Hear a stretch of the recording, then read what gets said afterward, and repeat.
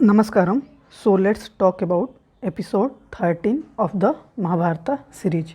Topic is Dharma, individual and universal laws. First point, Dharma and Adharma.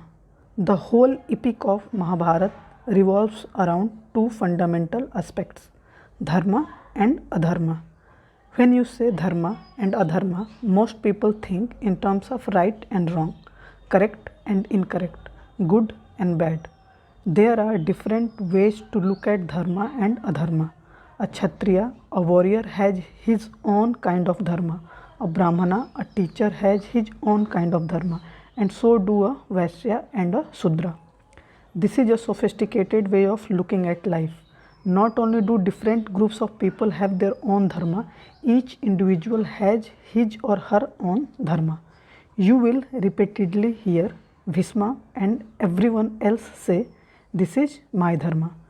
If everyone has their own Dharma, their own law, then one could ask, where is the law?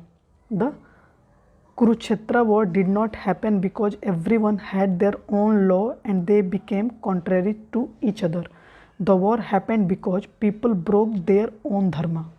This is a way of looking at life, where everyone can have their own Dharma, but still there is a common thread of Dharma that no one can break. That way everyone can live their lives in their own freedom but still not clash with each other. This fundamental thread of Dharma allowed the possibility of civilized existence. Next point, fishy justice. Before Dharma was established, there was something called a Matsya Nyaya. There is a story around it.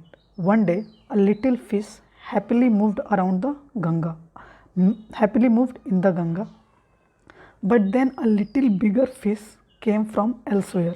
The small fish became a part of the bigger fish and the bigger fish was happy. Another day, an even bigger fish came and ate up this other fish. Like this, bigger and bigger fish came and ate up the smaller fish. Then the big fish went to the ocean. It started eating up smaller fish and became so huge that if it just wagged its tail, the ocean rose and hit the Himalayas. It became a threat to the world. This story needs to be understood in the right context. Even today, it is true that every fish is trying to get bigger than what it is. If all the fish are growing at a similar pace, there will be a civilized society. But if one fish becomes super big, the fundamental laws and civilization of society tend to crash. That big fish swim will be the law. From Matsya Nyaya, which means fishy justice, they strive to get the society to a place where every individual can have his freedom and pursue his own law without breaking the fundamental thread of law in society. Next point, Dharma in the Mahabharata. Mahabharata was a situation where a few fish had grown too big and did not respect the fundamental thread of law that would allow each individual their own freedom. When they talked about law or dharma, they did not just refer to it as a civil code, not just for peace in the society, not just for human beings to find expression to their talent, love and freedom. Dharma is about organizing life in such a way that everyone is moving towards their ultimate nature. If you are progressing towards your ultimate original divine nature, then you are in Dharma. If you are not progressing, even if you do not harm anyone, you are not in Dharma. That is the context of Dharma in the Mahabharata. When someone says, "This is my Dharma," it means they may not like it. It may not be the convenient for them, but this is the way for them to reach their ultimate nature. When Bhishma said, "This bow is my Dharma, I will not break it no matter if the Kuru lineage and the empire fall apart, though I am willing to give my life to this empire." What he meant is that this was the way he was going to attain and that he would not give it up. You heard what Vidura said, for the sake of a family, you can sacrifice an individual. For the sake of a village, you can sacrifice a family. For the sake of a nation, you can sacrifice a village. For the sake of the world, you can sacrifice a nation. For the sake of the ultimate nature, you can sacrifice the whole world.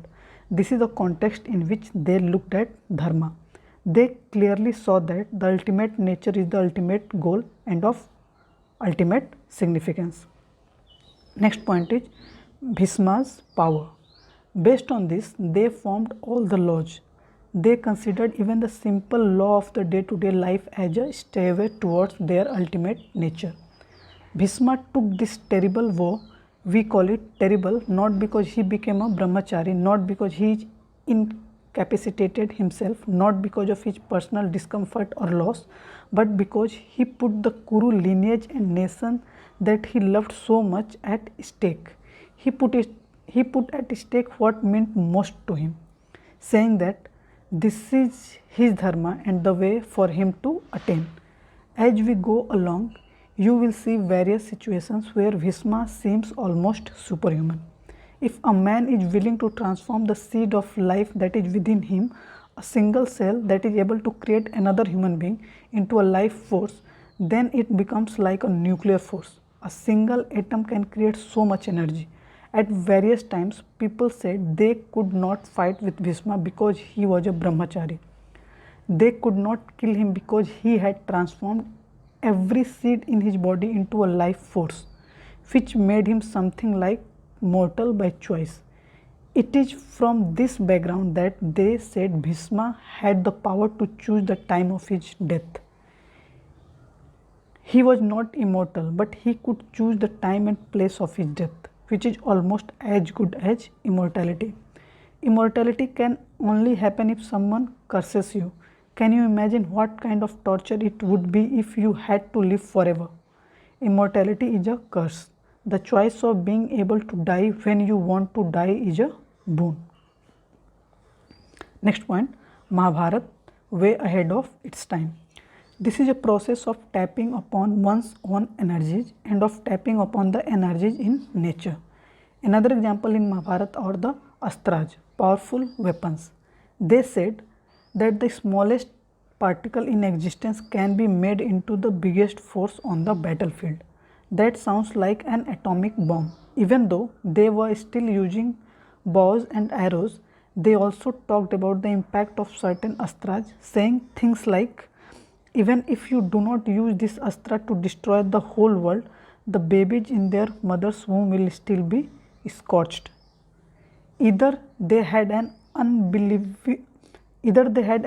unbelievably fabulous imagination, or they actually had this kind of knowledge. Did they have these kinds of weapons? Did they witness them somewhere, or did someone come from somewhere else and tell them these things? We do not know, but you need to look at this story with a certain care. It is not just about some people fighting, a guy wanting a kingdom or a wife or a child. There are many dimensions to it. So this is all about this episode.